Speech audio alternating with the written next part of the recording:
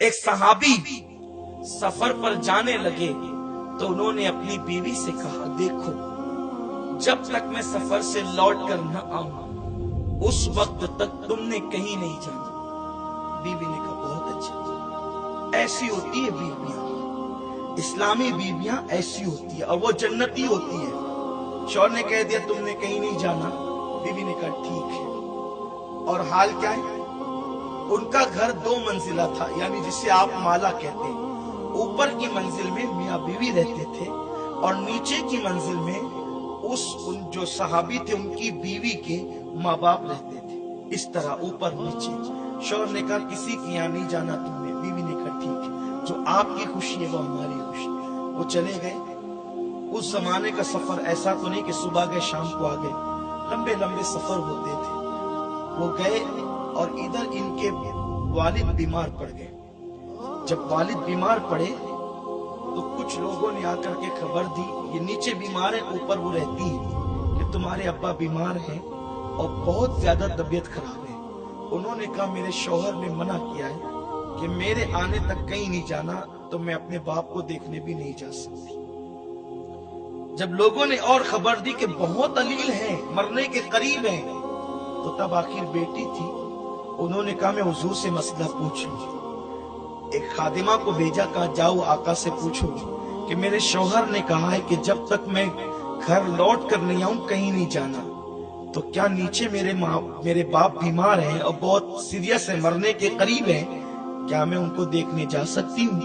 اللہ کے حبیب صلی اللہ علیہ وسلم نے فرمایا شوہر کی اطاعت واجب ہے، اس لیے اس عورت کے لیے جائز نہیں کہ اس کے شوہر نے منع کر دیا تو وہ اپنے بیمار باپ کو بھی دیکھنے نہیں جا سکتی۔ غور کریں یہ حضور کا فتویٰ ہے۔ اور آج تو کتنے ہنگامے ہوں گے۔ شوہر کو حق ہے کہ اگر وہ چاہے تو اپنی بیوی کو نفل روزے سے روک سکتا ہے۔ شوہر کہہ دے کہ تم کو نفل روزہ نہیں رکھنا تو بیوی کے لیے اب ناجائز ہو گیا ہے نفل روزہ رکھنا۔ بلکہ اگر بیوی نے نفل روزہ رکھ لیا شوہر کی اجازت کے بغیر اور ابھی سورج سر پر نہیں آیا تو شوہر اگر کہہ دے کہ روزہ توڑ دے تو نفل روزہ بیوی کو توڑ دینا چاہیے۔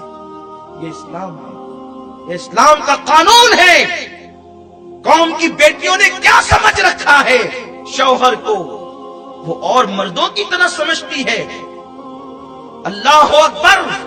یہاں تک میرے رسول نے فرمایا عورت مصلی پہ کھڑے رہ کر نفل نماز پڑھے، اس سے زیادہ ثواب عورت کو اس میں ملے گا کہ وہ اپنے شوہر کی خدمت کرے۔ یہ اسلام کا قانون ہے۔ جب اس طرح زندگی گزارو گے تو ہماری بیٹیاں کسی غیر کا ہاتھ پکڑ کر نہیں بھاگے گی، گھر کے اندر جہنم کی آگ نہیں جلے گی، گھر جنت نشان بن جائے گا۔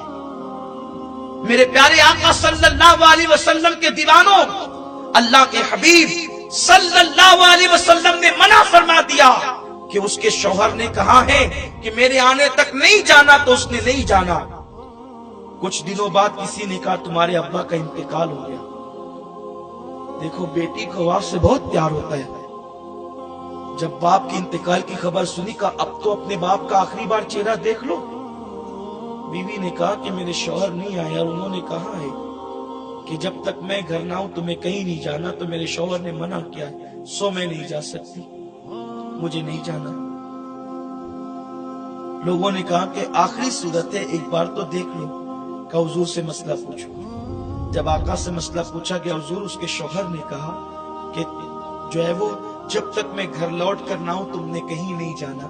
اب باپ انتقال کر چکے ہیں، آخری بار صورت دیکھنی، جنازہ اٹھنے والا ہے، وہ اپنے گھر سے نکل سکتی ہے ابھی۔ آقا نے فرمایا اس کے لیے ضروری ہے کہ وہ اپنے شوہر کے حکم پر عمل کرے، یعنی اگر شوہر نے روک دیا ہے تو وہ باپ کی میت میں بھی نہیں جا سکتی۔ یہ آقا علیہ السلام کا فرمان ہے۔ حالانکہ اس صحابی کو کی نیت قطعاً یہ نہیں تھی کہ باپ بیمار پڑے تو بھی نہیں جانا، مر جائے تو یہ تصور بھی نہیں رہا ہوگا کہ یہ اچانک معاملہ ہونا تو ہو گیا، لیکن شوہر شوہر ہے۔ شوہر کا حال یہ ہے، کاش کہ ہمارے زمانے کی عورتیں سمجھتی کہ جو عورت شوہر کی باغی ہو جائے وہ جنت میں نہیں جا سکتی۔ وہ عذاب قبر میں گرفتار ہوگی، وہ جہنم کا ایندھن بنے گی۔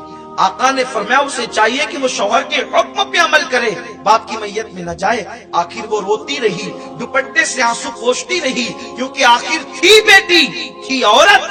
اللہ اکبر، جنازہ اٹھ گیا ہے اور قبرستان گیا ہے۔